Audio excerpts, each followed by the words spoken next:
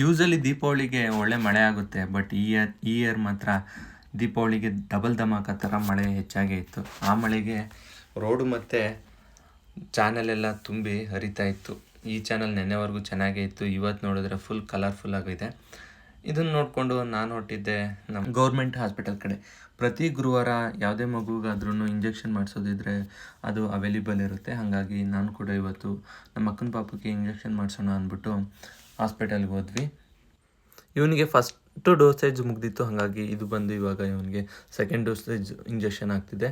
ಅದಾದಮೇಲೆ ನಾನು ನನ್ನ ಫ್ರೆಂಡ್ ಮನೆಗೆ ಹೋಗಿ ಒಳ್ಳೆ ನಾನ್ ವೆಜ್ ಊಟ ಮಾಡ್ಕೊಂಡು ಬಂದು ಹೊಲ್ದ ಹತ್ರ ಬಂದು ಇವತ್ತು ನಾವು ಕಲ್ಲಂಗಡಿ ಬೆಳೆಗೆ ಸ್ಪ್ರೇ ಕೊಡ್ತಾಯಿದ್ದೀನಿ. ಇದು ಆಲ್ರೆಡಿ ಇವಾಗ 10 days ಆಗಿದೆ, ಹಾಗಾಗಿ ಮಳೆ ತುಂಬ ಇದರಿಂದ ಇದು ಸ್ವಲ್ಪ ಗ್ರೋತ್ ಕಮ್ಮಿ ಆಗಿತ್ತು. ಈ ಇಯರ್ ದೀಪಾವಳಿ ನಮಗೆ ಒಂದಷ್ಟು ಸ್ಪೆಷಲ್, ಯಾಕಂದರೆ ನಮ್ಮ ಜೊತೆಗೆ ಈ ಇಬ್ಬರು ಸೆಲೆಬ್ರೇಷನ್ಗೆ ಅಂತ ಇದ್ದರು. ಹಾಗಾಗಿ ಇವ್ರು ಯೂಸಲಿ ದೀಪಾವಳಿಗೆ ಪಟಾಕಿ ಸ್ಪೆಷಲು, ನಮಗೆ ಆ ಪಟಾಕಿ ಜೊತೆಗೆ ಇವರಿಬ್ರು ತುಂಬ ಸ್ಪೆಷಲು. ಹಾಗೆ ಇವ್ರ ಜೊತೆಗೆ ಪಟಾಕಿನ ಹೊಡಿತಾ ಈ ವಿಡಿಯೋನ ಇಲ್ಲಿಗೆ ಎಂಡ್ ಮಾಡ್ತಾಯಿದ್ದೀನಿ. Thank you for watching.